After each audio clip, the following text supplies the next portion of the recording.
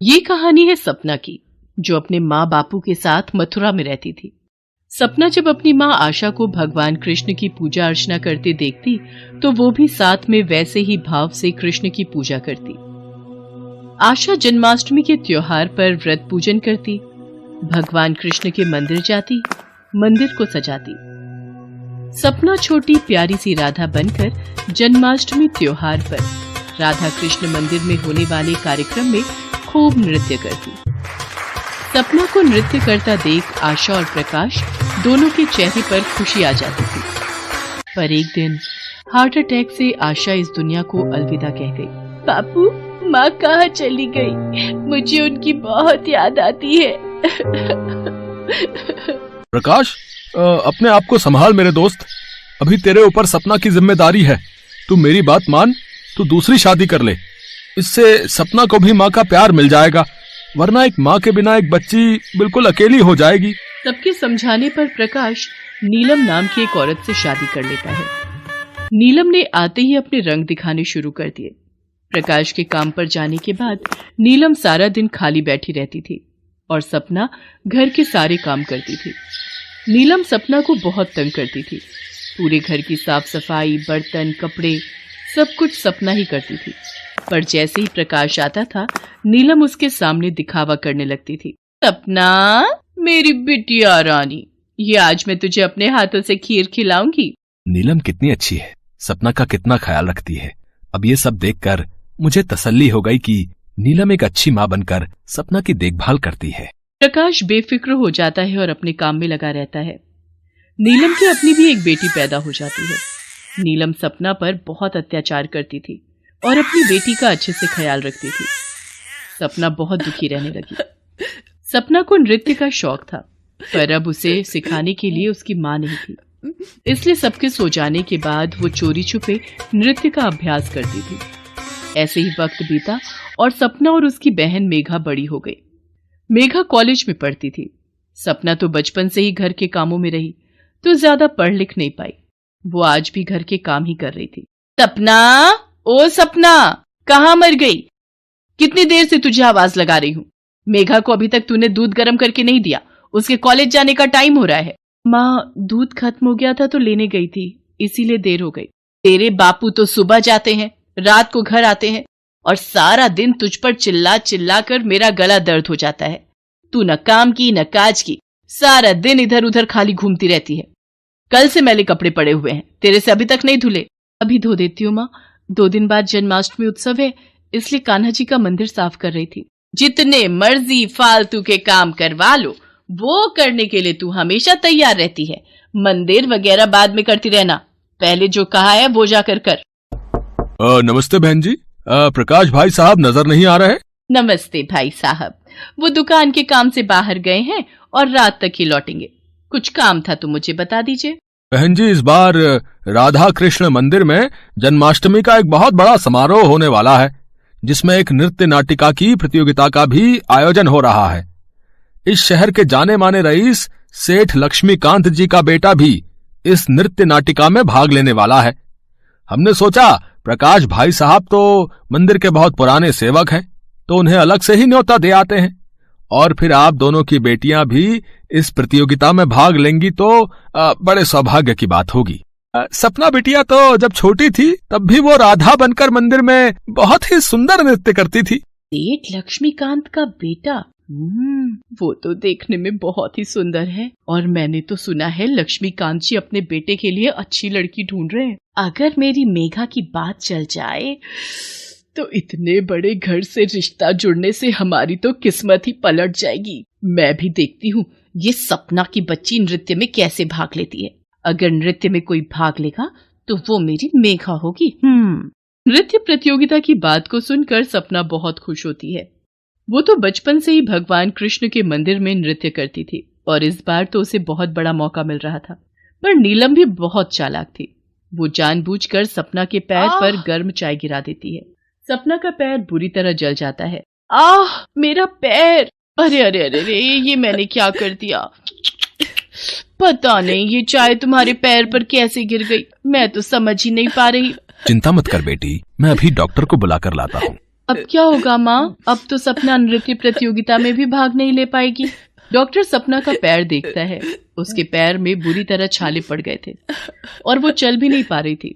Doctor उसको पूरी तरह से आराम करने के लिए बोलता है। सपना का मन पूरी तरह से टूट चुका था। वो बचपन से ही इतने दुख देख रही थी। वो जन्माष्टमी उत्सव में नृत्य करना चाहती थी, पर उसकी इच्छा मन में ही रह गई। सब लोग जन्माष्टमी उत्सव के लिए मंदिर चले जाते हैं। सपना घर पर बिल्कुल अकेली थी। उसके पैर में बहुत दर्द था और वो रो रो कर अपनी माँ आशा को याद कर रही थी। माँ, आज तुम होती तो मेरे साथ ऐसा कुछ नहीं होता।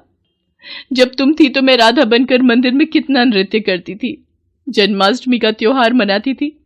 पर आज मेरी इच्छा मन में ही रह गई। माँ, तुम क्यों चली गई? क्यों चली गई तुम? सपना रोने लगती है। तभी उसके सामने एक चमकदार रोशनी फैल जाती है और उसे अपने सामने अपनी माँ की आत्मा दिखाई देती है। सपना, मेरी बच्ची, तू चिंता क्यों करती है? मेरी बेटी भगवान कृष्ण का जन्माष्टमी उत्सव भी मनाएगी और नृत्य प्रतियोगिता में भी भाग लेगी। ला, मुझे अपना पैर दिखा। ये देखो माँ, मेरा पैर कितना जल गया। सपना अपना पैर आगे करती है और आशा की आत्मा उसके पैर पर हाथ फेरती है। अचानक एक जादू होता है और सपना का पैर बिल्कुल ठीक हो जाता है। माँ, मेरा पैर तो बिल्कुल ठीक हो गया माँ। हाँ मेरी बच्ची, अब तू जल्दी से तैयार हो जा और नृत्य प्रतियोगिता में भाग ले। कुछ ही देर में उत्सव शुरू होने वाला है। पर माँ, मेरे पास तो कोई भी अच्छी पोशाक नहीं है। अपनी बेटी को मैं तैयार करूंगी। अपनी आंखें बंद कर। देखते ही देखते सपना एक बहुत ही सुंदर लहंगा, चोली और ओढ़नी की पोशाक में आ जाती है। सपना बहुत प्यारी लग रही थी। वो अपनी माँ से गले लगती है और आशा की आत्मा गायब हो जाती है। सपना तेजी से भागकर मंदिर में पहुंचती है। कृष्ण जन्माष्टमी के भजनों से मंदिर गूंज रहा था। सपना स्टेज पर जाती है और सबके साथ कृष्ण भक्ति में लीन नृत्य करने लगती है। सब लोग उसका अद्भुत नृत्य देखकर हैरान रह जाते हैं। सेठ लक्ष्मीकांत का बेटा मृदुल, जो कि कृष्ण रूप में वहाँ पर सबके साथ नृत्य कर रहा था, वो सपना के रूप, रंग और नृत्य पर मोहित हो जाता है। नीलम और मेघा ये सब देखकर जल भुन जाती हैं। इसका पैर कैसे ठीक हुआ और ये इतनी सुंदर तैयार कैसे हो गई? हमारी बेटी कितनी सुंदर लग रही है, मेरी बच्ची, मेरी सपना। सब लोग सपना के लिए ढेरों तालियां बजाते हैं। मृदुल तो अपना मन ही उसे दे बैठा था। सब लोग मिलकर कृष्ण जन्माष्टमी का उत्सव मनाते हैं। सेठ लक्ष्मीकांत को सपना बहुत पसंद आती है। मृदुल के कहने पर लक्ष्मीकांत सपना के साथ उसका रिश्ता जोड़ देते हैं और कुछ दिनों बाद भगवान कृष्ण की कृपा से सपना और मृदुल की शादी हो जाती है। कहते हैं ना, बुरा करने वाला भले ही कितना बुरा करे, पर भगवान अच्छे लोगों का साथ हमेशा देते हैं। इसीलिए उन्होंने आशा को अपनी बेटी की मदद के लिए भेज दिया था। अपनी बेटी के जीवन में खुशियां देखकर आशा की आत्मा भी मुस्कुरा रही थी। जन्माष्टमी का त्योहार आ रहा था। सभी लोग इसकी तैयारियों में जुटे हुए थे। अपने नन्हे कान्हा के लिए सभी कुछ न कुछ खरीद रहे थे, लेकिन छोटी सी शिवानी और उसकी माँ अंबिका पर तो मुसीबतों का पहाड़ टूट पड़ा था। कुछ महीनों पहले तक जिस घर में खुशियाँ बसती थी, अब उस घर से खुशियाँ रूठ गई थी। अंबिका का तो ईश्वर पर से विश्वास ही उठ गया था, लेकिन नन्ही शिवानी को लगता था कि अगर कोई कुछ बदल सकता है तो वो उसके कान्हा है। कान्हा, कान्हा देखो ना, जन्माष्टमी आ रही है, लेकिन मेरे पास ना तो तुम्हारे वस्त्र खरीदने के लिए पैसे हैं और ना ही तुम्हें भोग लगाने के लिए कुछ है। जानते हो कान्हा, 2 दिन से हमने कुछ भी नहीं खाया है। माँ की तबीयत भी ठीक नहीं है, इसलिए वो बेचारी काम पर नहीं जा पा रही है। कान्हा, बिना भोग के, बिना वस्त्र के मैं तुम्हारी पूजा कैसे करूँगी? अगर करूँगी तो वो पूजा स्वीकार करोगे ना? बोलो ना, तुम कुछ बोलते क्यों नहीं? ये कहकर वो बेचारी फूट फूट कर रोने लगती है। तभी उसकी माँ अंबिका कराहते हुए उससे कहती है, अरे ये तुम किससे बातें कर रही हो बेटा? वो तो पत्थर है, पत्थर, और पत्थर से कुछ कहकर क्या फायदा? मैंने कितनी पूजा की इनकी, कितने उपवास किए, लेकिन बदले में मुझे क्या दिया? बदनामी। आज सभी लोग हमें बेईमान कहते हैं। तुम्हारा स्कूल छूट गया, हमारा घर छूट गया, हमें खाने के लाले पड़ गए। लोग पीठ पीछे हमें चोर बुलाते हैं। अगर कान्हा की भक्ति से यही मिलता है तो मुझे नहीं करनी भक्ति, तू भी मत कर। ऐसा मत कहो माँ, ऐसा मत कहो, वो सब ठीक कर देंगे। जैसे मेरे कान्हा ने जेल तोड़कर जन्म लिया था, वैसे ही हमारे जीवन में चमत्कार होगा माँ, जरूर होगा।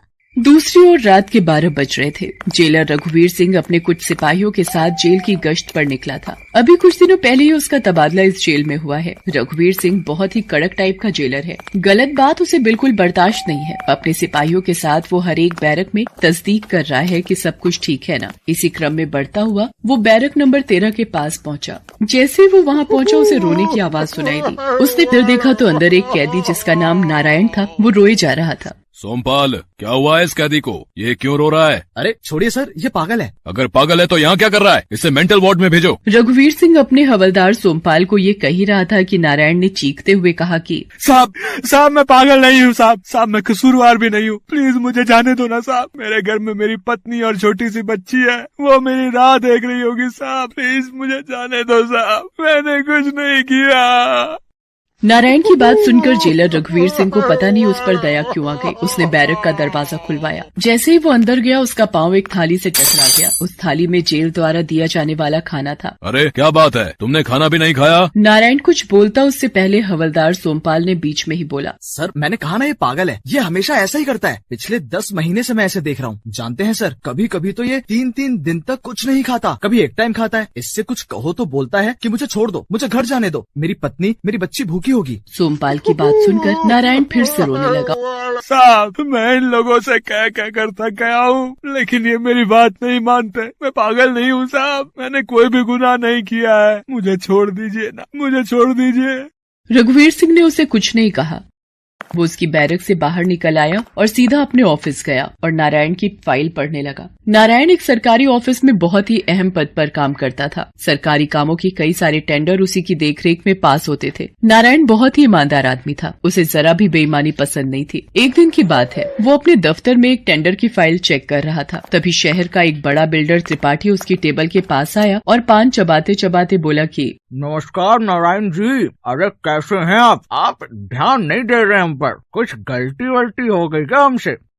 नारायण ने जैसे ही त्रिपाठी को देखा तो उसका मूड ऑफ हो गया। तुम फिर से आ गए, तुम्हें कितनी बार कहा कि यहाँ आने की जरूरत नहीं है। अरे कंट्रोल नारायण जी, आप क्यों अपना ब्लड प्रेशर बढ़ा रहे हैं? कभी आपको कुछ हो गया तो भाभी जी और आप छोटी सी बिटिया का क्या होगा? त्रिपाठी के मुंह से अपनी पत्नी और बेटी के बारे में सुनकर नारायण को और गुस्सा आ गया। उसने त्रिपाठी को डांटते हुए कहा, तुम्हें कोई जरूरत नहीं है मेरी बीवी और मेरी बेटी की चिंता करने की। अभी मैं जिंदा हूँ उनके लिए। नारायण जी, हम भी वही चाहते हैं कि आप जिंदा रहें, लेकिन अगर आप हमारा कहा नहीं मानते और हमारा टेंडर नहीं पास करते तो क्या पता कल क्या हो। तुम मुझे डरा रहे हो? मुझे, नारायण को? मेरी जान चली जाएगी, लेकिन मैं कोई गलत काम नहीं करूंगा। ज्यादा भावुक मत होइए और अपनी कीमत बताइए। मैंने कितनी बार कहा कि मैं बिकाऊ नहीं हूँ। अरे साहब, यहाँ सब बिकते हैं, बस उनकी सही कीमत उनको मिलनी चाहिए। आपसे पहले भी कितने अफसर आए और शुरू में ईमानदारी का नाटक किया, लेकिन नोटों से भरे बैग के आगे वो उसी तरह नाचने लगे जैसे बीन के आगे सांप नाचता है। नारायण झुकने वालों में से नहीं था। उसने त्रिपाठी की एक नहीं सुनी और उसे बाहर निकाल दिया। लेकिन त्रिपाठी कच्चा खिलाड़ी नहीं था। उसने नारायण को तोड़ने के लिए दूसरा दिमाग लगाया, जिसमें नारायण के ऑफिस वालों ने भी उसका साथ दिया। 2 दिन बाद जब नारायण शाम को ऑफिस से निकलकर नीचे अपनी बाइक स्टार्ट कर रहा था तो कुछ लोग उसके पास आए। आप नारायण है ना? जी मैं नारायण हूँ। हमें आपकी बाइक की डिक्की की तलाशी लेनी है। मेरी बाइक की डिक्की की तलाशी? लेकिन क्यों? और आप लोग हैं कौन? उसके बाद उन लोगों में से एक ने अपनी आइडेंटिटी कार्ड उसे दिखाते हुए कहा कि हम एंटी करप्शन ब्यूरो से हैं। आपके खिलाफ बेईमानी की शिकायत मिली है। मैं और बेईमानी? क्या बात कर रहे हैं सर? ठीक है, अभी दूध का दूध और पानी का पानी हो जाएगा। उसके बाद उन अफसरों ने उसकी डिक्की का ताला खोला। ताला खोलते ही वो अफसर और नारायण सभी शॉक्ड रह गए। उसकी डिक्की में कहने को तो मिठाइयों के डिब्बे थे, लेकिन उनमें नोट ही नोट भरे थे। उन अफसरों ने उन नोटों के नंबर को नोट किया और अपने साथियों से कहा कि ये वही नोट हैं, इनमें हमारे द्वारा लगाए गए निशान है। सर ये आप क्या कह रहे हैं और किस निशान की बात आप कर रहे हैं? आप ज्यादा भोले मत बनिए नारायण जी, आपका भांडा फूट गया है। आप एक नंबर के घूसखोर हैं, ये बात साबित हो चुकी है। नारायण को कुछ समझ नहीं आ रहा था कि ये क्या हो रहा है। ये नोट कहाँ से आए, किसने उसकी डिक्की में डाले? वो बेचारा मैं बेकसूर हूँ कहता रहा, लेकिन नारायण को जेल हो गई। अगले दिन के हर न्यूज़पेपर और टीवी पर उसके घूस लेने की खबर छपी थी। अंबिका और शिवानी दोनों का रो रो कर बुरा हाल था। वो नारायण से मिलने जेल पहुँचे। ये क्या हो गया जी, ये क्या हो गया? धीरज रखो अंबिका, सब ठीक हो जाएगा। पापा, आपको इन्होंने जेल में क्यों बंद कर दिया? पापा, बाहर लोग कहते हैं आपने घूस लिया है, आप चोर हैं। तुम्हें क्या लगता है बेटी, क्या तुम्हारा पापा चोर है? क्या वो घूसखोर है? शिवानी ने कुछ नहीं कहा, लेकिन उसके आंसुओं ने सब उत्तर दे दिया कि उसे पता है कि उसके पिता चोर नहीं हैं। नारायण ने अपनी पत्नी को अपने सिर की कसम देते हुए कहा कि जब तक वो छूट न जाए दोबारा जेल में उससे मिलने न आए, क्योंकि उसे लगा था कि उसकी बेटी को अपने पापा को जेल के अंदर देखकर बहुत दुख हुआ है। अंबिका ने नारायण को जेल से छुड़वाने की बहुत कोशिश की, लेकिन वो सफल नहीं हुई। वकीलों को फीस देते देते सारी जमा पूंजी खत्म हो गई। कुछ लोग बातें कर रहे हैं, क्या दिन आ गए अब हमारे, हमें चोरों और बेईमानों के पड़ोस में रहना पड़ रहा है। इसका पति नाटक तो ऐसा करता था कि दुनिया का सबसे बड़ा ईमानदार वही है, बेशर्म कहेंगा। शिवानी को भी उसके स्कूल से निकाल दिया गया। एक दिन मकान मालिक ने भी उन्हें घर से निकाल दिया। बुरे हालात में अंबिका को एक झुग्गी में रहना पड़ा और दूसरों के घरों में झाड़ू पोछे का काम करना पड़ा। जेलर रघुवीर सिंह ने नारायण की फाइल पढ़ी तो पता नहीं उस फाइल को पढ़कर और नारायण की बातों को सुनकर उसे ऐसा क्यों लगा कि वो बेकसूर है। कानून कहता है कि एक बेकसूर को सजा मिलना सबसे बड़ा गुनाह है। मुझे नारायण की मदद करनी होगी। उसने उसके परिवार का पता लगाया। जब उसे ये पता लगा कि वो बहुत ही गरीबी में किसी झुग्गी में अपने दिन काट रहे हैं, तो उसे यकीन हो गया कि नारायण बेकसूर है। रघुवीर सिंह ने अपने स्तर पर अपने इंस्पेक्टर दोस्त के साथ इस मामले की सारी तहकीकात शुरू की। धीरे धीरे सब कुछ साफ हो गया कि कैसे त्रिपाठी ने ये जाल बुना था और नारायण के ऑफिस के लोगों को मिलाकर उसे झूठे इल्जाम में फंसा दिया था। सारे सबूत इकट्ठा कर और उसके नाम का वारंट लेकर वो त्रिपाठी के घर पहुंचा। अरे सर, आपको गलतफहमी हो रही है। मैं तो ईमानदार बिल्डर हूँ। भला नारायण को फंसाकर मुझे क्या मिलेगा? बेईमानी का लाइसेंस मिलेगा तुझे, जो तू इतने दिनों से पैसों के बल पर कर रहा है। और इसका पता नारायण के ऑफिस के स्टाफ ने मुझे दे दिया है। उन लोगों ने जेल जाने के डर से तुम्हारी सारी पोल खोल दी है। और हाँ, तेरी सारी बनाई इमारतों की शिकायतें आनी शुरू हो गई हैं कि कैसे तूने एक के 4 पैसे लगाए हैं उनमें और कमजोर बिल्डिंगें, पुल और फ्लाईओवर बनाए हैं। रघुवीर जी, जब आपको सब पता लग ही गया है तो मामले को यहीं दबाइए ना। बोलिए, कितनी कीमत है आपकी? त्रिपाठी की बात सुनकर रघुवीर सिंह ने उसे एक तमाचा खींचकर मारा और उसे जेल भेज दिया। आज जन्माष्टमी का दिन है। शिवानी अपने कान्हा की मूर्ति को देख रही है और अंबिका चुपचाप लेटी है। तभी उसके दरवाजे पर दस्तक होती है। शिवानी दरवाजा खोलती है। दरवाजे पर उसके पिता नारायण थे। वह और अपनी माँ को आवाज लगाते हुए कहती है कि पापा आ गए। मैं कहती थी ना, कान्हा चमत्कार करेंगे। देखो, पापा आ गए। अंबिका भागती हुई बाहर आई। बाहर अपने पति को देख उसकी आंखों में आंसू आ गए। नारायण ने उसे बताया कि कैसे इंस्पेक्टर रघुवीर सिंह ने उसकी मदद की है। दोनों माँ बेटी रोते हुए रघुवीर सिंह के पैरों में गिर गए। देखिए, आप लोग रोइए मत। अब तो आपके आंसू के दिन खत्म हो गए। आपकी बेटी ने सही कहा, कान्हा चमत्कार करते हैं। देखिए, चमत्कार हो गया। कोर्ट ने न सिर्फ आपके पति को बाइज्जत बरी किया है, बल्कि इनकी नौकरी भी वापस की है। कान्हा पर शिवानी का विश्वास रंग लाया। जन्माष्टमी पर कान्हा ने उस घर की खुशियाँ फिर से वापस कर दी। बोलो, हाथी घोड़ा पाल की जय, कन्हैया लाल की।